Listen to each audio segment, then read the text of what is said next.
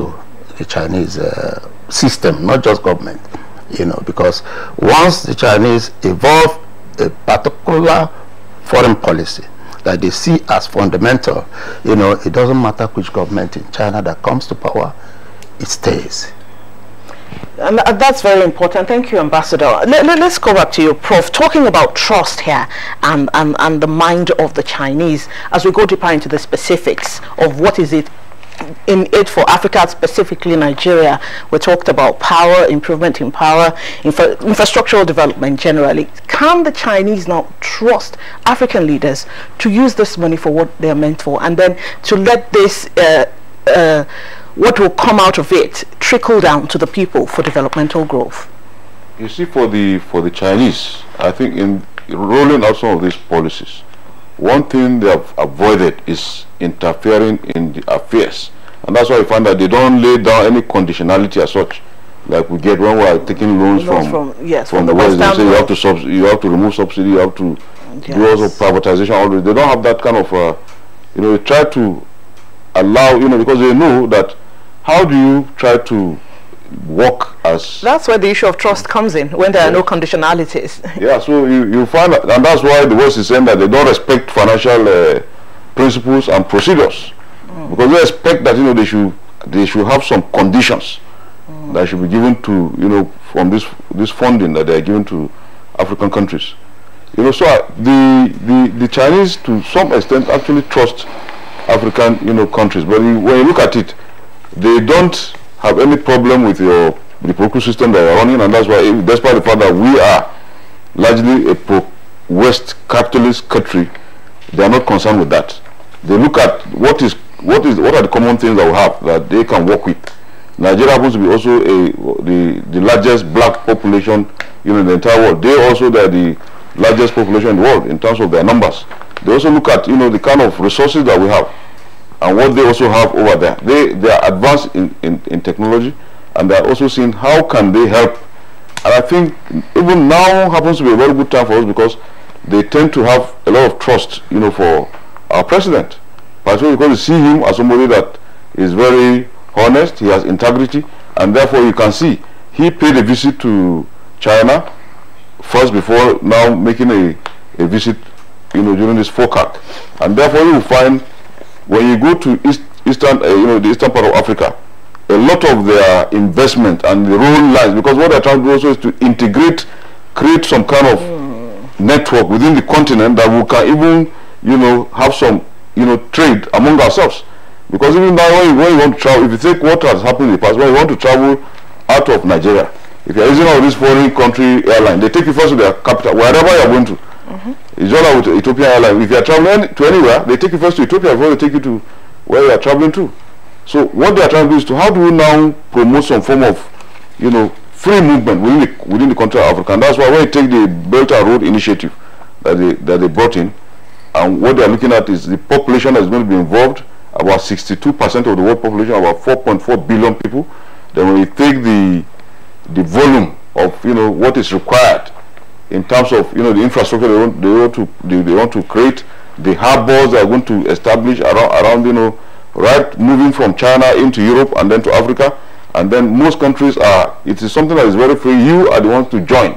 They don't make it compulsory for anybody. If you think you also want to participate in this inclusiveness, you know, in trade, in trying to promote a very peaceful world, then I think the Chinese are the ones that are getting it very correctly. There is something he said I would like to comment on. Of course, I agree with entirely, and that is that issue of trust on the part of China. This is also a situation where trust begets trust. You see, now the African countries have found China to be a reliable, stable, and dependable partner. You know, in fact, in line with what he has said, China is usually not interested in political or economic system of a particular country. Whether there is upheaval in a particular country, whether it's ruled by military regime, whether it's democratic or whatever system that country tries to is operating is not of interest to China. China, as far as China is concerned, it is that country is there and will continue to exist. They are relating with the country, not with the system. So they invest, and that pleases African countries a lot, because many African countries, even where the principle of democracy or system of democracy is practiced, it may not be. There could be some human rights concerns, for some Western countries that may make it difficult for them to grant some of these facilities. I'm wondering, Ambassador Doribe, let me interject there and pose this question to you. Yes. From what we are seeing coming out of China, is Nigeria positioning herself to maximize the opportunities arising from China's foray into Africa? Because, especially since the advent of the Fourth Republic, we have seen various governments, national and subnational governments, mounting investment roadshows, looking for foreign investors, and here we are now celebrating what the Chinese are doing. Are we positioning ourselves to maximize these opportunities out of China?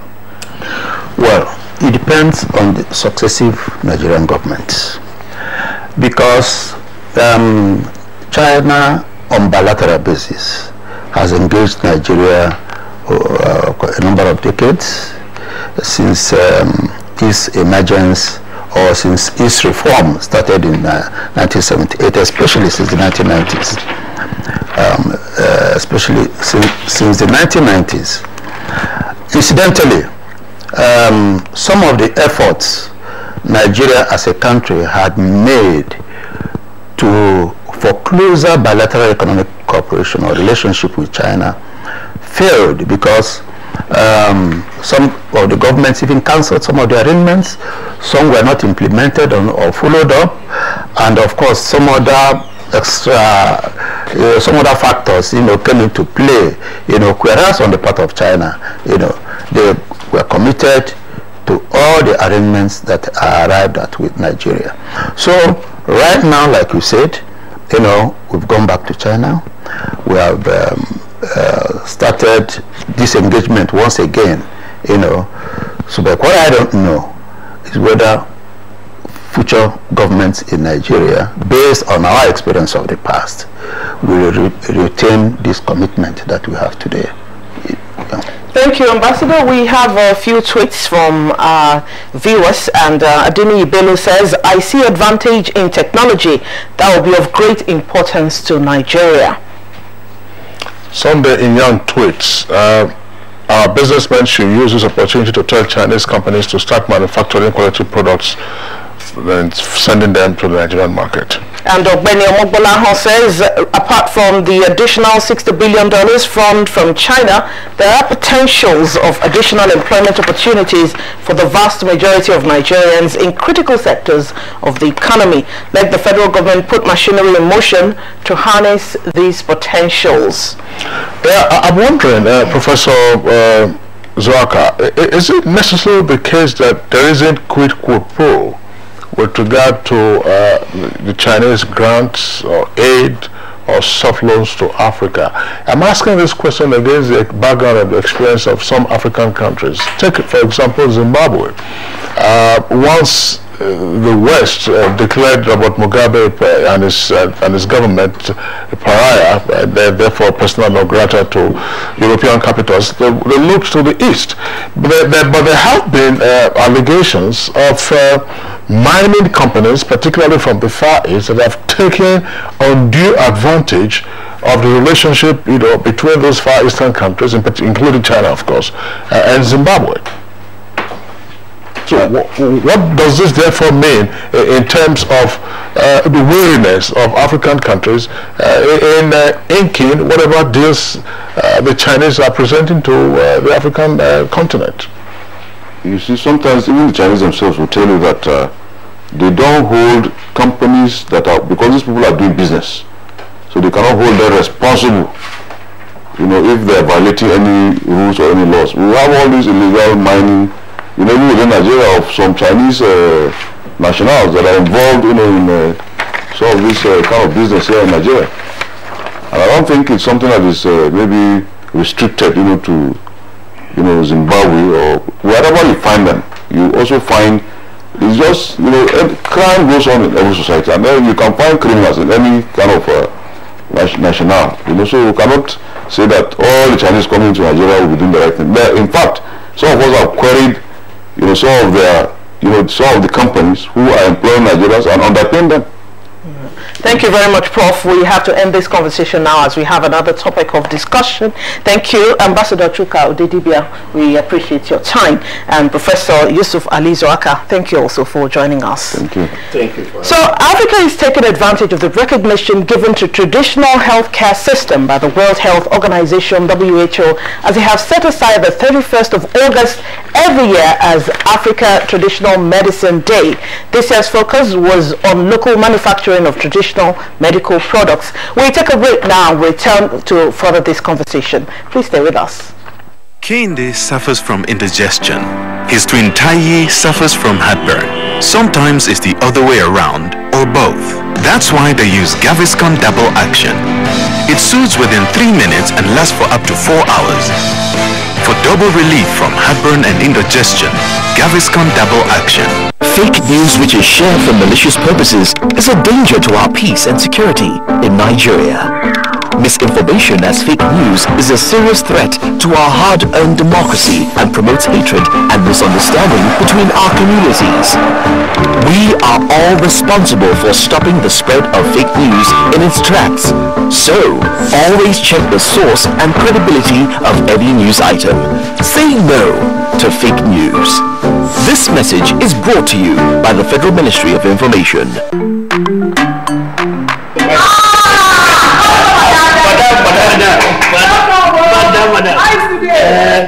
Brought us as usual. As usual. You are welcome, sir. As usual. Yeah.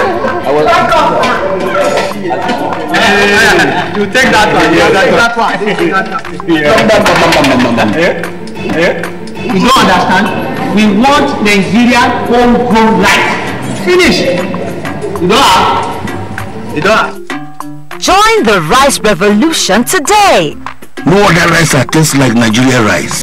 Are you sorry? That's the Nigerian rice we are talking about. Chocolate made in Nigerian rice. Healthy food. I'm going to bring Mrs. Noble to come to chocolate rice of made in Nigeria here. And see how it are made. Correct. How they are cook it. Correct. Homegrown rice are good for your health. It boosts our economy and give employment to our people. This message is brought to you by the Federal Ministry of Information and Culture.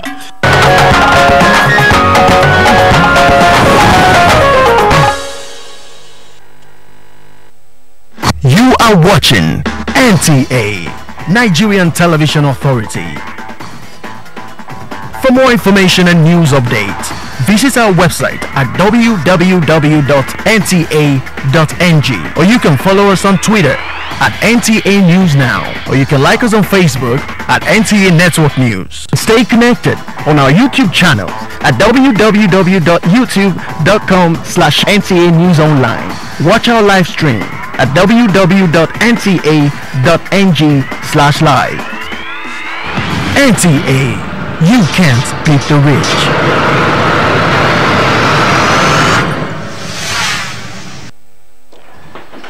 And like I was telling you earlier, Africa is taking advantage of the recognition given to traditional healthcare system by the World Health Organization, WHO, as they have set aside the 31st of August every year as Africa Traditional Medicine Day. This year's focus was on local manufacturing of traditional medical products. We'll now take a backgrounder to this report from our correspondent, Chimdima Ndubisi.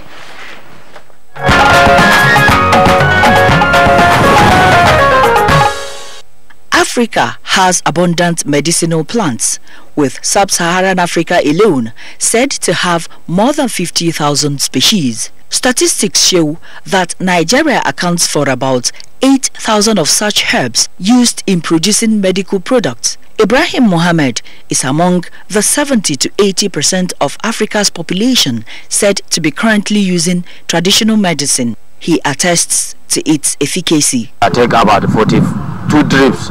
I didn't well. And when I went to home, they bring the local one. I have to be well in 7 days. Malaria, diabetes, hypertension. A lot of remedy have been developed. From the products of traditional medicine, you can produce cosmetics. There will be farmers who will be cultivating the raw materials. Women, that will be excellent forum for job creation. Records also indicate that 25 to 45% of the world's pharmaceutical products are derived from medicinal plants. With these benefits and potential, it leaves a bad taste in the mouth of some health experts that Africa is minimally benefiting from global herbal medicine. Shortfalls traditional medicine practitioners attribute to challenges encountered in the practice. Marketing, manpower, the machineries.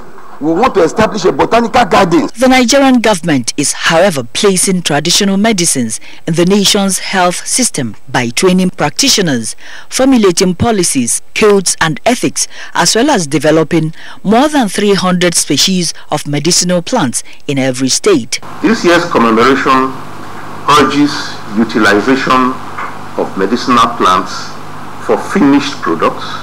Government shall support research and create liaison with those traditional healers with a head start in the knowledge of these plants to develop, formulate, and commercialize research findings into pharmaceutical, medicinal products. There are therefore calls for more collaboration in research to improve quality and quantity of locally manufactured products and proper regulation for affordable essential medicines.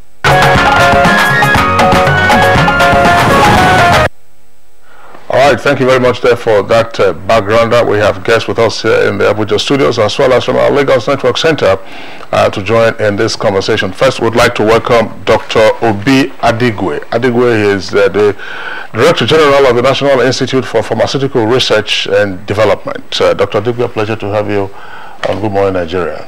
Thank you, Kingston. Also here with us in the studios, Hajia Zainab Sharif. We've had her from time to time on Good Morning Nigeria. She's head of the Department, Traditional, Contemporary and Alternative Medicine of the Federal Ministry of Health. Hajia Zainab, pleasure to have you again on Good Morning Nigeria. Pleasure to be here. Also another guest, fairly frequent but not in recent times, Dr. Bello Abubakar. Dr. Abubakar, of course, is Chief Consultant, Clinical and Radiation Oncologist, Head Department of Oncology at the National Hospital in Abuja. For those who are not familiar with all these big names, he's a cancer expert. Dr. Bello Abubakar, pleasure to have you with us on the program. Good morning. Okay. Happy to be here again. And from our Lagos Network studios, Mrs. Rametu Momodu, who is Deputy Director, who is in charge of Herbal Medicine Regulation Desk of NAFDAC. She's joining us, as we said, from Lagos. Mrs. Momodu, pleasure to have you on the program. Thank you very much. Okay, now let's begin. We will start off with Hajia Zainab Sharif with us here in the Abuja studios. Let's have an understanding, if you like, of, shall we say, contemporary understanding of traditional medicine and what it entails. Because as you very well know, once you mention traditional medicine, there seems to be confusion with divination, jazz, babalawo, medi, muti, all kinds of names. Whatever they want to say. So, Let me start by saying traditional medicine, just like you say traditional foods, just like you say traditional dancing. I don't think you raise eyebrows on that. But traditional medicine, as defined, especially in the African context, are practices, either in theory or handed down. I'm trying to simplify it, from experiences in the art of healing, diagnosis, treatment of diseases that are peculiar to a nation or to a country. And looking at political situation in Nigeria, if you don't have what it takes in terms of finance, not to talk of to buy the form for a political party, it's unaffordable for the female counterparts. And apart from that, Nigeria as a country, we don't believe in the leadership of the females. Yeah, of course, because the way it is now, it's better for women to rule. Due to the situation of Nigeria, that if it is women, no matter what, they must have a feeling as a mother. Yeah. You see, in a country like ours, we always believe that we always believe in that gender difference. We don't believe in gender equality as at now, and we also believe that the men are the head and they should be the one in charge. But that is not to say that if women are given the chance, they will not be able to do same or even much more better. That because I don't belong to that school of thought that a man is able to do it all. Men have been doing it and they have failed us drastically. And I believe, in my own opinion, if a woman is given a chance to rule this country, I want to believe she will be able to do something. She will even excel. To my own opinion, I don't think they are ready.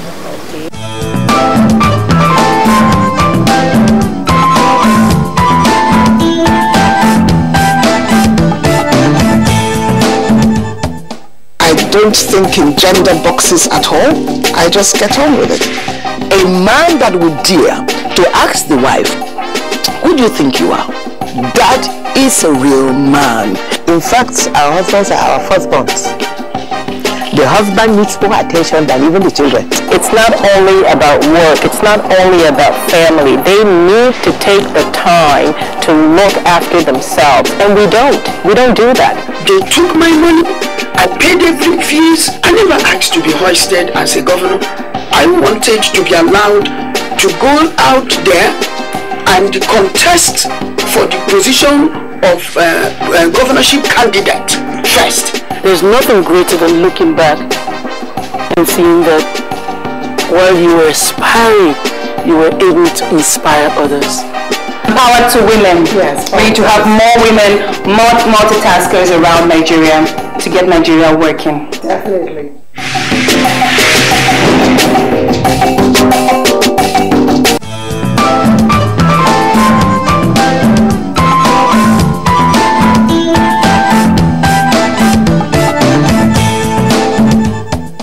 Views of masses there, but I know that we are ready, definitely ready, and with two of you sitting down here, I believe that we'll take our women folk, well represented, our discussions well trashed out. But I'm wondering, Natasha, when I knew you were in the university studying law, right? I never thought you'd be this.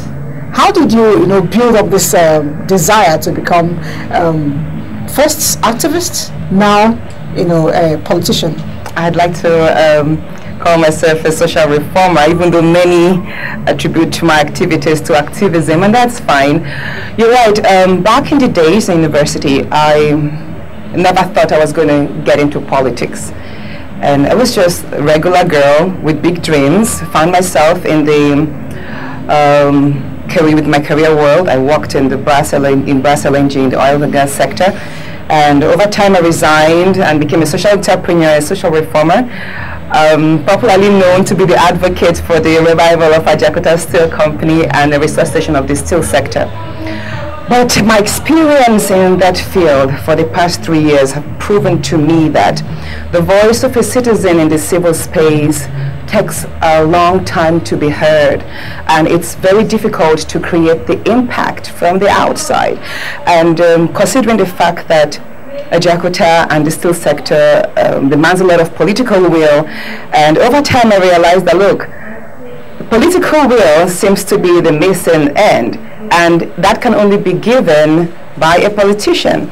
And after the famous March 1st presentation I made at the National Assembly, that got me up close and personal with the legislative, and I realized the whole lot of loopholes, like Nigeria does not have a set of steel laws, and the industry sector seems to be missing so many policies and regulations.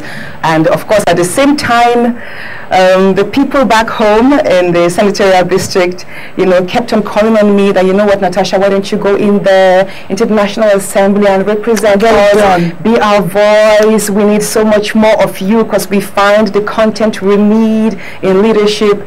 And then just about a month ago, I accepted the call of service, and it's been amazing. Being, you know, a new politician. Amazing? Yes, it's like seriously, it's been interesting. I'm sure she does not agree with you. Amazing. Well, I think she the call, you know, asking her to come for service might be amazing, but I think she's going to really find it a little bit more intriguing when she now really brings herself out for the voting. I think coming out to let the people vote for you and then wait for them to vote for you and see how the vote counts, it's going to be lots more challenging than being amazing, but then it's good.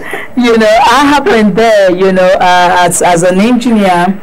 I actually want to be at the executive part because I discover I feel a lot of laws have been there, and so many things about the implementation. And so actually, as an engineer, you know, it's all about engineering something that is profiling a solution to a problem. I see the decay in the infrastructure of this country. I see the short-term planning. You know, you're building a road and then it's for just 10 years, and then in the next 10 years you're building again, or you're breaking down the pipelines. It's so horrible because this country we need to build for 100 years, you need to build for 200 years, and then it's sustaining. So I decided to come in as far back as 2007. And you've been contesting since 2007? Yes. Look, can we share some of your I mean, what would expect, okay, after the first trial, you know, you would like to? I'd like to know. You'd like to know? Okay, let's get to find out this experience. In 2007, that's like 11 years now. Yes, exactly. And you've not given up? I haven't, because I'm a go-getter. As a woman, it was strange for me to read mechanical engineering, and as of 1997, I dared to go to the commercial pilot school to become a commercial pilot. And so I have a lot of daring attributes in me, and I feel unless I get what I want, I don't leave the stage. 2007, I came out, I contested with the then Suswan, the governor of Benue State. I never gave up, I never stepped down, like President Buhari never stepped down one day. That is also very, very common with me. And when I didn't get to win, it was quite rough. You have the tugway, you have the lack of fun. You know, women, we don't ever have the energy to chunk money from public fund in order to throw it around during campaign. So one way or the other, I got out of, I couldn't make it, and then I wasn't actually out of the system because they saw something in me that I had to contribute. And then I became the general manager of the Benue State Water Board, and then I made sure that we designed a waterworks that could last for 35 years. Oh, really? 35 years? 35 years. It's still running, but the problem again is the distribution. While we were designing it, I kept insisting that we have to do the distribution network, because it's like you're cooking food in the pot without making provision for the plate, you know. So the distribution network is not too strong yet in Benue State. And then in 2015, that's 8 years after, I like, okay, my people are still there, and the general population of Nigerians are actually yearning for a mother. They're actually yearning for women, because just like in the home, is a woman that brokered the peace between the father and the children. I tell you, Elizabeth, a lot of times when the children become notorious, the man just say, talk to your children, you know, because it's now heady. And so 2015 again, I came out, and it was rough. Then it was even so. You could see that you already the everyone of power, which in Nigeria is just about 6% thereabout. You know, why the women have this attitude of not being able to go in. There are two major problems. Number one is the funding. You can hear a lot about if even the cost of the forms, you know, tells you that it's already set for people who have some money in their pocket, you know. But some political parties, their forms are free now. For the women, for the women, quite well, they're free. But then what I'm trying to say is that even if for the men is this is the amount, it shows that this kind of man has some strange money somewhere to throw around, you know, when it comes to the reality of this thing. And then with the poverty that is in the country, you see a lot of people feeling that if I take this small amount today, I might not see you again for 4 years, so let me take this now. So the vote buying affects women. Togri, you don't want to get killed, you don't want your children to get killed.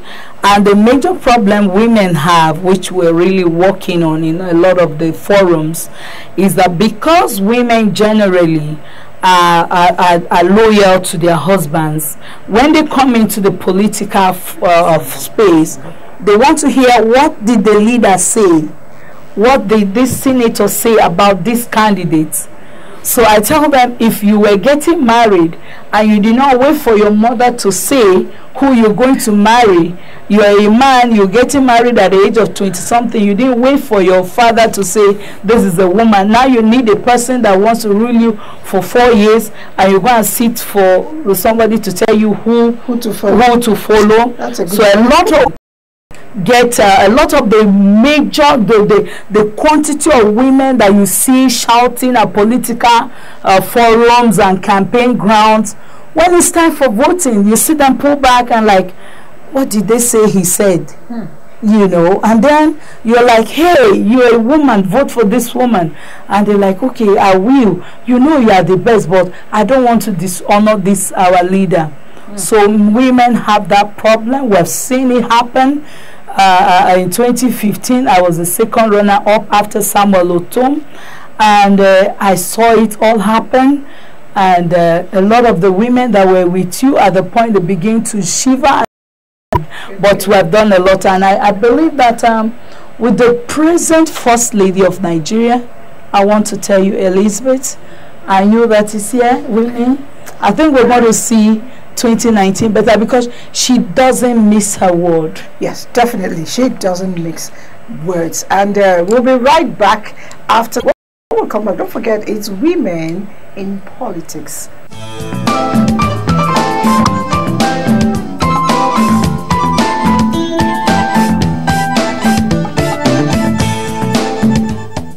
I don't think in gender boxes at all. I just get on with it. A man that would dare to ask the wife, who do you think you are? That is a real man. In fact, our husbands are our firstborns. The husband needs more attention than even the children. It's not only about work, it's not only about family. They need to take the time to look after themselves, and we don't do that. They took my money, I paid every fees, I never asked to be hoisted as a governor. I wanted to be allowed to go out there and contest for the position of governorship candidate first. There's nothing greater than looking back and seeing that while you were aspiring, you were able to inspire others. Power to women. Yes. We need to have more women, more multitaskers around Nigeria to get Nigeria working. Definitely.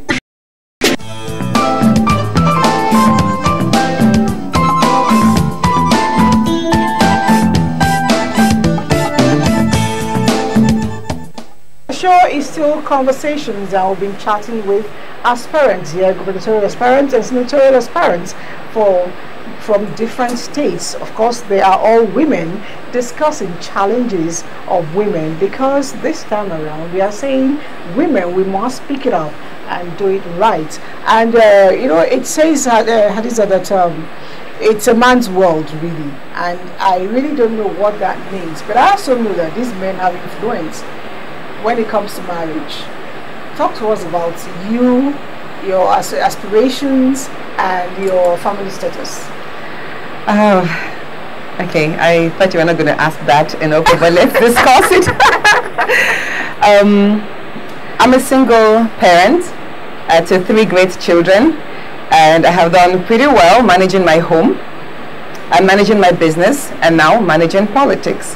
So I have not really traumatized with the fact that I'm a single parent.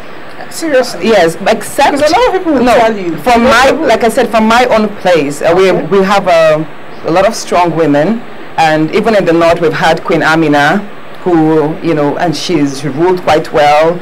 She conquered a lot of northern territories, and she was single. And some even say she was a black widow, but that's on the other part. So bringing it home, I have not really, except a few elders called my attention to just ask, okay, what is your status? Are you single, and how is that going to translate into your capacity to lead? And so I just explained to them, I said, look, I put them through my achievements in life, and I've made them realize that my personal life does not in any way or is going to hamper my capacity to deliver the mandates that the people deserve. And of course, when you look at what I've achieved from my secondary school, I was the head girl in Federal Government College Doani, to my MBA where I made the best results in oil and gas management. And I've always been an achiever because I have learned to compactualize the necessities. Like what is important, I give my absolute focus and attention. And that's exactly what I was able to translate into my advocacy for the revival of Ajaokuta Steel Company. And I don't think I will have a problem in putting my very best in service. I mean, come on, my people, what matters most to them is social justice, economic development, which will translate into peace, unity, and progress of our communities. So how does that affect, how does my being single affect that? I mean, that's my personal life. But of course, I would like to say I respect the marriage institution. I do look forward to getting married someday, but not now. I'm not searching. No, because I mean, I do interact with a lot of female politicians, and some of them, like Madam said, sometimes some women drop off because of their husband's intervention. And I would like to say that's the plus side, because I don't really have a man to like report to and tell, oh, well, I'll probably have him stop me from attending late night meetings. So I'd like to say that I'm looking forward to the days I'm going to get married, but for now I'm taking the best advantage of being single and giving my utmost attention, undivided responses to my constituents, future constituents, and I think I let it go. But do you think, you know, our husbands actually stop us from getting to that position? Do you really think that? No, some husbands do, and behind closed doors provided the opportunity for African leaders to discuss their various country. Members of the Nigerian delegation described Nigeria's outing at the summit as highly beneficial. How do you expect President Buhari not to be here? One, he is the head of Africa's biggest single democracy. Two, he is heading the second, or probably the first, the biggest economy in Africa. Three, he is the chairperson of the Economic Community of West Africa. Okay? Now, how on earth would we imagine a person of that stature, political stature, economic stature, to stay away from such an international bilateral organization like AFOC? It's not just conceivable. It is good he's here. It is good he has a feel, a direct feel, not a remote feel, of what problems African countries have, and what is the approach of the Chinese government and people to helping or partnering with us in solving these problems. So what are we likely to take away from China? There's so much to take away. One, the goodwill. Two, we are participants, and obviously Nigerians stand to benefit. For instance, unless and until you develop our infrastructural facilities, all talk development it comes to nothing. We've seen it through the years, and what we're trying to see is how we get out of the mud. Buhari should actually stay here to get it done. You can't sit at home and get things done. You have to reach out. As important as Nigeria is, which all African countries have confirmed, they look up to him too, to show leadership, and which is doing practically. So these meetings held by other African countries actually is in favor of Nigeria, and President Buhari should be here. I think it's something that we must all embrace. If they develop the gas states alone, the best you can think about in the world, and the second largest in Africa, I think the story will sing a different song now. That's what brought me, and that's what I'm hoping that President Buhari will also help me to actualize. And in what appears as a direct response to the concerns being raised about the rising debt distress, President Muhammadu Buhari explained that some of the debts incurred by Nigeria are self-liquidating. He said in line with the federal government's policy of fiscal prudence and sound housekeeping, Nigeria is able to repay loans as and when due. From Beijing, China, Adamu Sambo, NTA News. Still in Beijing, China, President Muhammadu Buhari says Nigeria's partnership with China through the Forum on China-Africa Cooperation (FOCAC) has resulted in the execution of vital infrastructure projects across the country valued at over $5 billion in the last 3 years of the current administration. This was closed Tuesday in Beijing at the FOCAC roundtable meeting attended by African leaders and Chinese President Xi Jinping. In a statement by the Senior Special Assistant to the President on Media and Publicity, Garba Shehu, the President says China has demonstrated a high level of consistency and commitment in boosting its relations with African countries under the umbrella of FOCAC. The statement adds that the development has resulted in the construction of the first urban rail system in West Africa. The $500 million project in Abuja was commissioned in July this year. President Buhari stressed that Nigeria is leveraging Chinese funding to execute $3.4 billion worth of projects at various stages of completion. He is also optimistic that the summit will offer new opportunities that will build on these past achievements. Likewise, he dispelled insinuations about the so-called debt trap by Chinese government on developing countries, insisting that Nigeria will be able to repay the loans.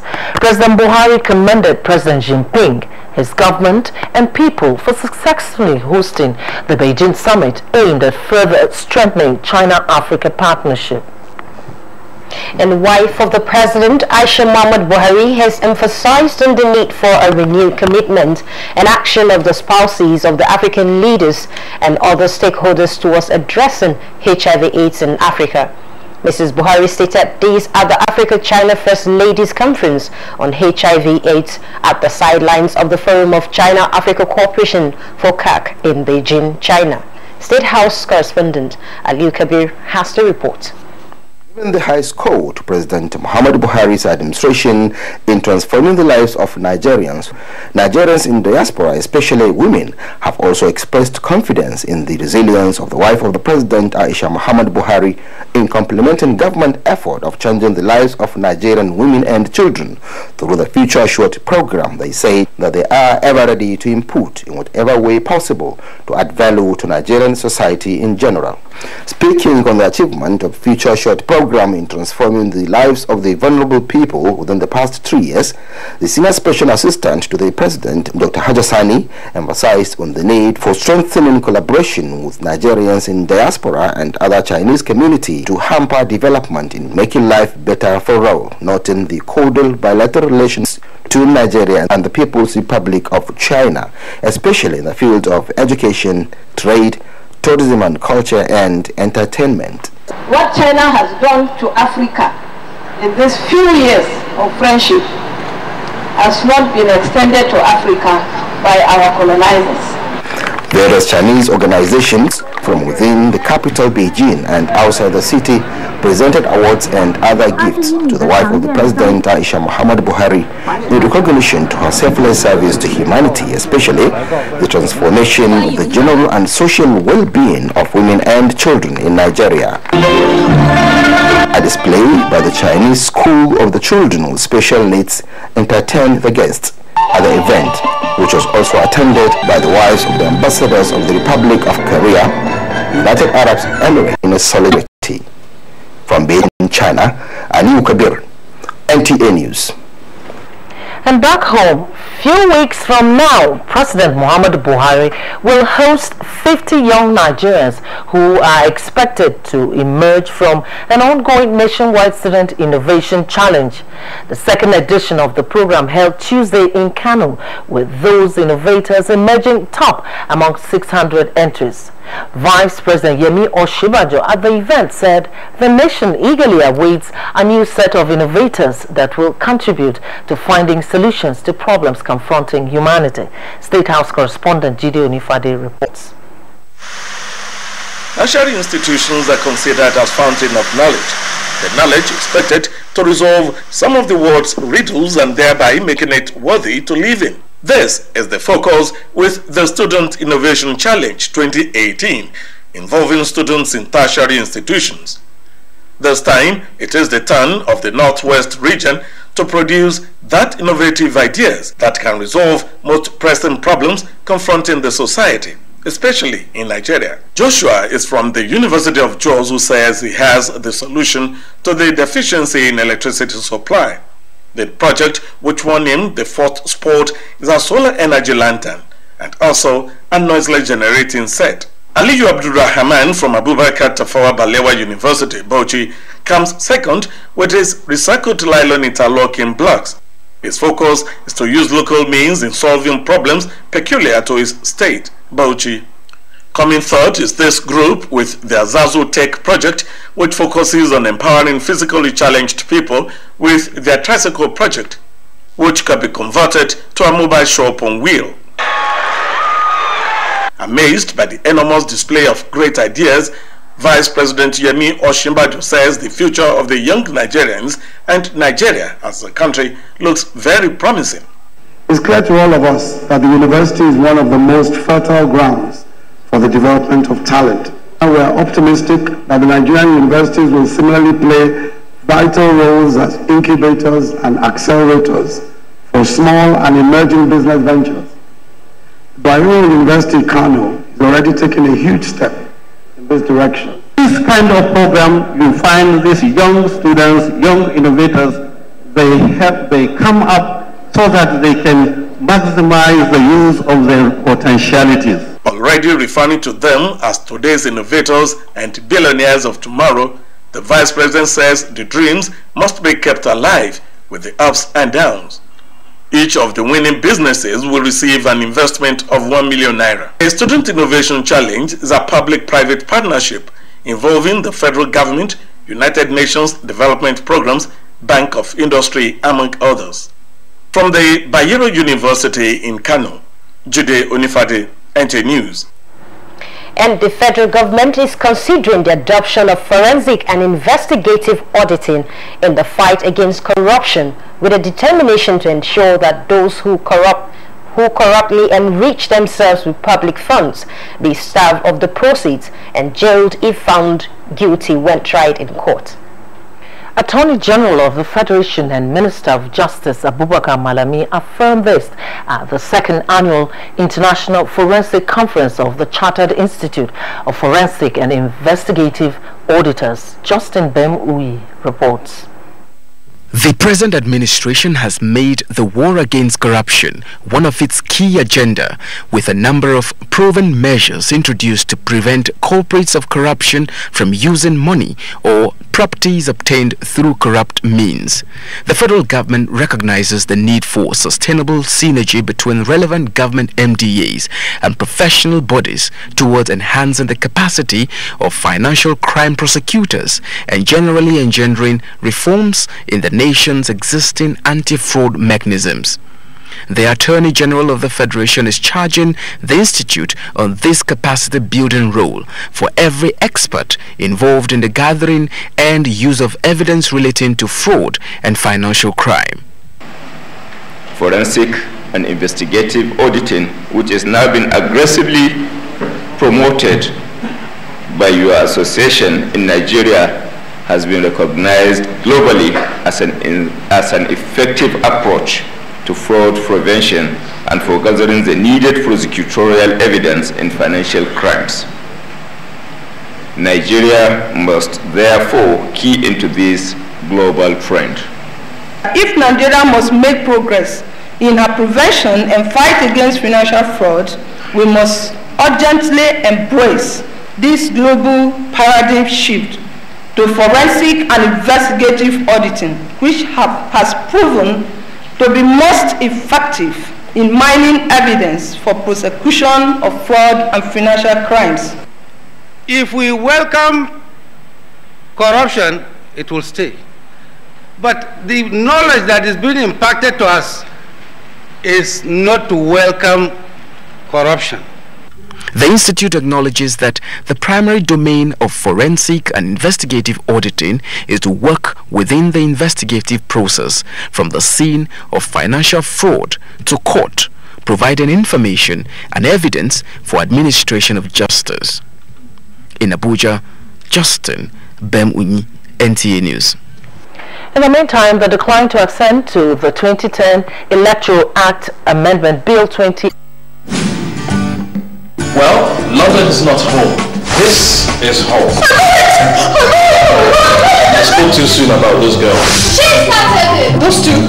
I have just finished another round of peacemaking. The one who doesn't like me, that's not true. You don't like me either. But she's wearing my dress. You're not grown, it is mine now. Who said that you're having a shower upstairs? He was. I was in the shower with water from the sea. Cease running? Stop it, get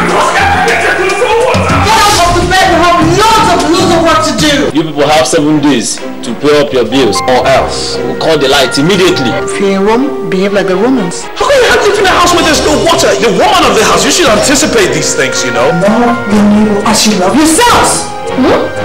You should have, you know. It's just like my sister.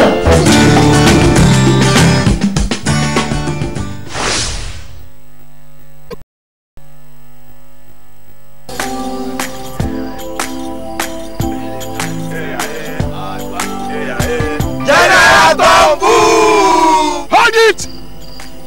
Me! I don't come out my hand from oil bunkering. General, what you going to yarn? What did the yarn say? I don't understand though. Because they spoil our water and our environment. And they cause our people serious harm. Militants said, you know good. Me! I not do against Sam. Because why? Change begins with me. This message is brought to you by the National Orientation Agency in conjunction with the Federal Ministry of Information and Culture. And recently, to our surprise, it brings about mental problems. Because somebody that is sedentary, or you're on the computer and you don't socialize, you become antisocial, so you're psychologically affected. So, I mean, the hazards of prolonged sitting cannot be overemphasized. Besides exercising at home before getting to work, while at work, I try, like I said, to be up every 45 minutes. If you look to the left side of my office there, you can see that my intercom, which is supposed to be in most organizations, people have it on their table, on their desk. You know, I don't have mine on my desk, not because I wouldn't want to, but it forces me each time it rings to stand up. You know, if you look around my devices, my telephones, my iPad, you won't find them on my table, except I'm taking a call or maybe attending to a message. You know, each time it calls for attention, I have to stand up. Prolonged sitting, especially in a wrong position, can also lead to brain damage, strained neck, back problems, muscle degeneration, hip problems, leg disorder, amongst others. Well, currently I try not to exceed 45 minutes. Why? Yeah, because I discovered in the past that prolonged sitting was not very good for my health. You know, besides what we read and what our doctors tell us, I discovered that one, my belly was becoming distended, you know, kind of bloated, and I wasn't feeling generally well. You know, at the end of the day, I'll feel fatigued, I'll have leg cramps, and my brain wasn't really, I wasn't alert. You know, but when I now went into a little research with medical advice and adjusted my schedule in such a way that I'm not sedentary for more than 45 minutes. When I mean sedentary, I mean seated. So I ensure. This man is talking because of their time. The guests were taking care of where they're not working about. We're in a generation where you don't know who is who. Exactly. This one will move from this month to another, from this month to another. Bam. But I have refused because I want to be in a safer side. I need to know the kind of woman I want to marry. I don't want to marry and at the end I will not have issue to take after me. So that is the reason why I have decided to give her pregnant before I will marry her. Okay. But you love her? I love her. I love her from the bottom of my heart. I love her. This man must be a joker. So, mommy, you wanted to say something? Yes. Before I go to auntie. What did she want to say? What will she say? She want to say the right head of the family. She want to say the right. She has no voice in No, that is not true. Young man, if you're hungry for sex, go to somewhere and say that sex. No, I am not hungry for sex. I want to do the right thing. When you marry my generation to beget such character of yours. You see? Nothing. You don't know what is happening in this generation. The generation you marry was the generation where women are women. Now we don't have them. I need to test to know that I'm not investing in a wrong business. Exactly. But then my daughter is not a business. She's a human being. A wrong business. Don't you trust her? No, don't you know? Don't you trust her? I can't tell you I'm trusting her now because things have changed. I am sure you are still alive. Your mother was not tested. Your mother was not impregnated before she. Chief, don't mention my young man. You will not. I am only respecting the house. No matter what happens, you are going to be my in-law. I'm respecting you on that. That is. I am your outlaw as far as I'm concerned. If you want to marry my wife, come and marry her. I'm not going to marry your wife. I love her. I want to marry her. So all you need to do for me is give me the permission to go ahead and impregnate her. If it's money, you don't need to bother. Don't be afraid. I'm going to take care of her. To marry my daughter, the only way you can have it is maybe there is a tribal war and I died in that tribal war. Okay, Chief, let me ask you. Let me ask you. The shoe you are wearing, when you went to the market, did you test the shoe before you pay for it? Is it your business? You see, that is not my issue. Because I want to pay my daughter, so it is my money. You are insulting my daughter. Oh, not to insulting my daughter. It is my money. I need to test to know if the shoe to pay for will last or not. I did not come here to make my daughter a shoe. Okay, Daddy. She's still my daughter. No, madam. Daddy, calm down. It's high time I tell this young man that he's supposed to sit down. I am not going to look at the young man I want to say. The container I want to pay for is costing me money. Costing me too much. That is not cost my money. Thank you, Mima. Take a deep breath. Take a deep breath. You know this is still Daddy. Let's accord him some respect. Okay? Let's try to do the right thing. Daddy, let's not raise our voices. You know we're all adults here. Calm down. I can understand where you're coming from. But now I think that we should find a mid-ground. We should find a mid-ground. Daddy, please. You will not bring this family to a disrepute. Daddy, you will not rock me to the mud. I'm saying the truth. My daughter will be pregnant. Another 100,000 for you. Hey, hallelujah. Daddy. Every day. Don't worry. I'll give me here. I'm my dear. That is by choice, not by force. Yes. Leave her alone. Please, Daddy, calm down. Calm down. Mommy, you know it's only natural for Daddy to be protective of his child. This is his daughter. Ada, doesn't that mean the first daughter in the Igbo culture? Yes. And that is a very precious one to her father. And so it's just natural for him to feel the way he's feeling. Okay? If there's trust, don't you think we can reach a mid-ground? Why are you going to trust without you testing to know if the trust will be there? I need to test to know. But you love her. Yes, I love her. And okay, does this mean that if she never has children, or if you marry her and she doesn't have children, you send her out of your house? Who is going to take after my business? Who is going to take after Can you ask him if my daughter gets pregnant and they wed and the pregnant goes out? What will happen? What will happen? I will put another one. No. That one is not. My daughter is not a playground. I want to know all the way there, and the parent has to get out. And the next thing again, he wants to play, climb on top of my daughter. I didn't want my daughter to marry a fire brigade. I want to come on fire brigade. A man need to play his game.